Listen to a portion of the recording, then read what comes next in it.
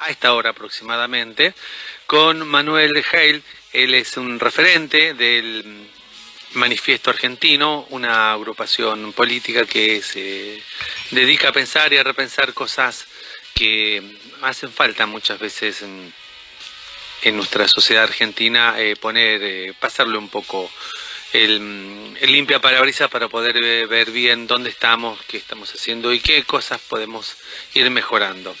Manuel, ¿estás por acá? Me dicen los compañeros que estamos comunicados ¿qué ya. tal? Bueno, ¿Qué tal? che, un ¿Cómo estás? gustazo tenerte nuevamente acá en este viernes así medio gris, que el sol está indeciso, que la lluvia está indecisa, que las nubes están indecisos. Así que bueno, vamos a ponerle un poco de tonalidad y de análisis, ¿te parece? Bueno, lo intentaremos. En principio, bueno, darle el saludo y la felicitación a la radio, a los oyentes, a todos ustedes que trabajan y la reman, y bueno, y contarles a su vez que para mí ha sido una grata sorpresa encontrarnos.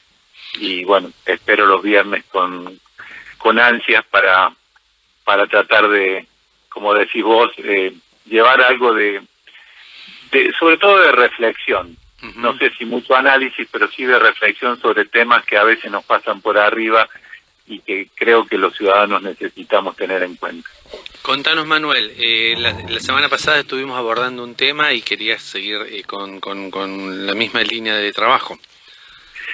Sí, en realidad era un poco cerrar el tema, porque empezamos hace un par de semanas con la instalación de la campaña de odio, ¿no? Esto de que se va instando, sobre todo de los medios concentrados, a crear una especie de clima de crispación, o de crispación o de desánimo, ¿no? Hacen que la gente como que transite uno de esos dos extremos, ¿no? O todo está mal, o todo es una trampa y me están jodiendo, y entonces el viernes pasado lo continuamos con analizando cómo utilizan la mentira como una de las estrategias para hacer eso, y llegábamos a que cuando se instala la mentira, con la impunidad que se ha instalado, que se puede decir algo ahora y dentro de 2 horas se desmintió, pero no importa, nadie es penalizado por eso, nadie se hace responsable de decir cosas, a veces hasta barbaridades, ¿no? Como por ejemplo, no sé, denunciar que al presidente y al ministro de Salud por una campaña de envenenamiento, por ejemplo, denunciar en la justicia, y que después, cuando, no sé, 2 semanas después se demuestra que eso era una terrible mentira, decir, bueno, no, pero en realidad no quise decir eso, quise decir otra cosa, y como que sigue, y como ya estamos en medio de otra mentira, la cosa continúa, ¿no? Sí, sí. ¿Y qué pasa con eso? Cuando la palabra pierde sentido, porque ya no se sabe exactamente quién está diciendo la verdad ni quién te está manipulando. Yo decía, se degrada el lenguaje, y el lenguaje es la base de nuestro pensamiento. Entonces, es el pensamiento el que se degrada. Terminamos en una cultura con un pensamiento simplista, un pensamiento, digamos, con poco análisis, con poco razonamiento, y terminamos en un pensamiento binario, que es el caldo de cultivo justamente para esa campaña de odio, porque se termina prácticamente en gente que solamente quiere que le den una información rápida, breve, que se entienda fácil, que sea entretenida, y que se apele más a las sensaciones y los sentimientos que al razonamiento. Entonces ese es el caldo de cultivo de una sociedad que queda inerme frente a la manipulación, ¿no? Un poco eso es lo que me parecía que era el cierre de este desarrollo que veníamos llevando. Bien, te cuento que ayer estuvimos trabajando por puntos parecidos a lo que vos estás explicando, porque en algún punto se habló precisamente de ese tema.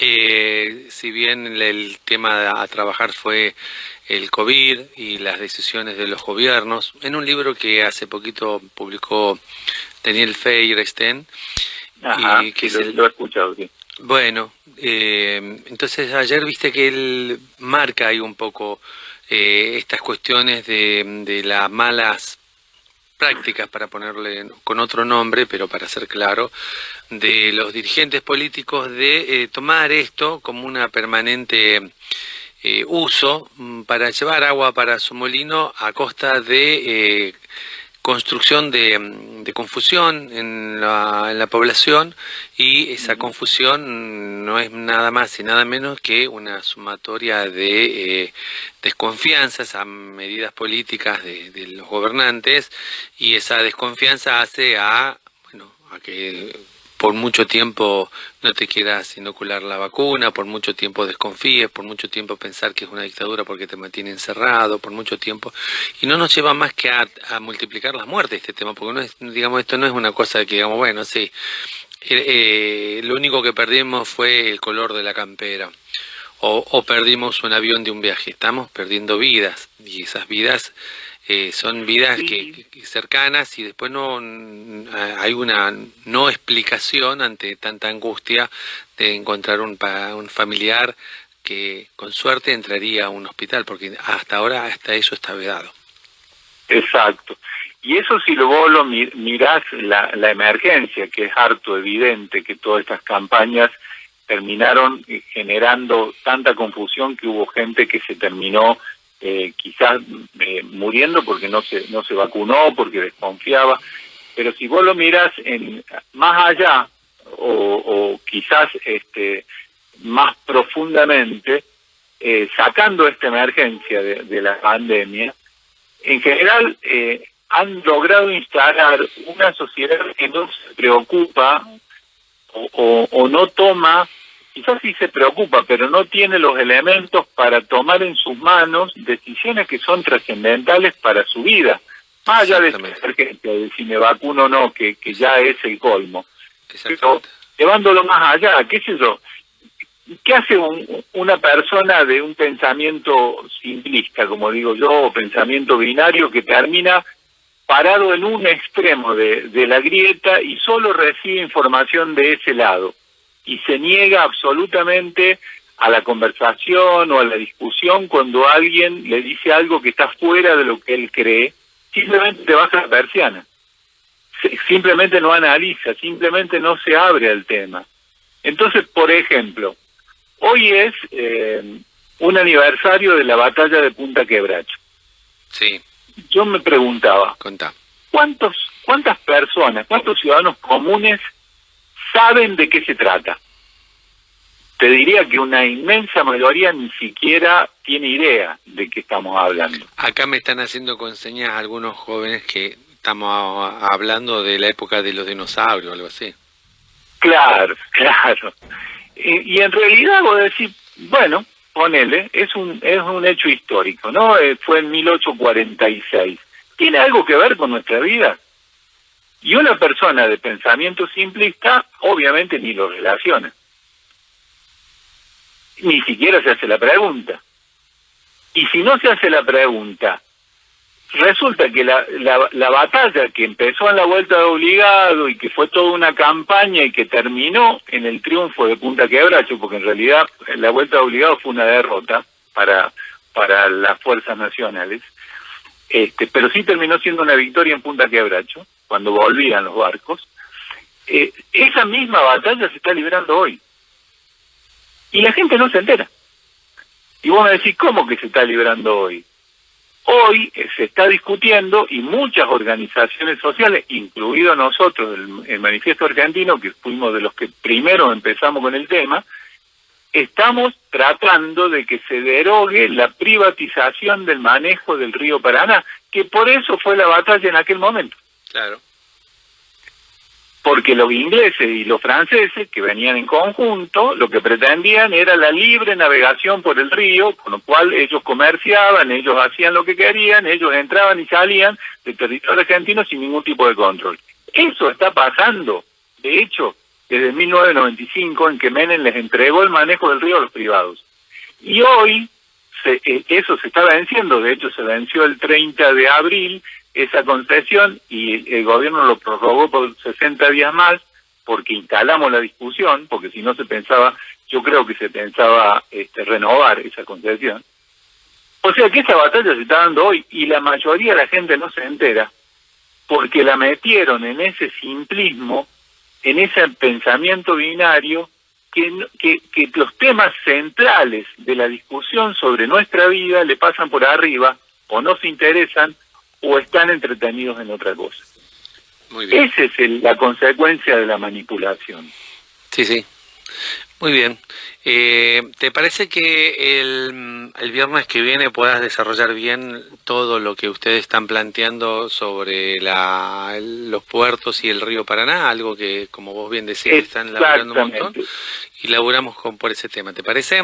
Eso es lo que te quería adelantar porque concretamente, y te lo doy como de alguna manera una noticia, mañana tenemos un plenario a nivel nacional de montones, ya hay más de 40 colectivos y organizaciones sumados a ese plenario, obviamente por Zoom, donde vamos a intentar generar la unidad de todos quienes estamos trabajando por ese tema. Bien. Para tratar de avanzar hacia un plebiscito vinculante. Bien. Que le pregunten a la gente qué queremos, si queremos que el comercio exterior de la Argentina, o sea, todo el ingreso de divisas, toda la salida de nuestras exportaciones sea manejado por privados sin ningún tipo de control, con todo lo que significa del robo y el saqueo que nos están haciendo. Si logramos que se consulte a la población, entonces podremos bajar al ciudadano común a hablar de estos temas. Así que eso te lo cuento el viernes que viene y lo desarrollamos. Te agradecemos un montón tu trabajo, tu análisis y seguimos en contacto. Y ahora te invito a seguir acá en Caleidoscopio, en Radio Libertad, con la buena música. Tenemos acá una elección de un tema de Emanuel, nos va a traer una canción de Divididos. No sé dónde se me fue el título, pero después te la cuento. Escuchala vos mientras tanto. Bueno, Manuel, abrazo grande y buen fin de. Chao, nos vemos igualmente. Chao, hasta luego.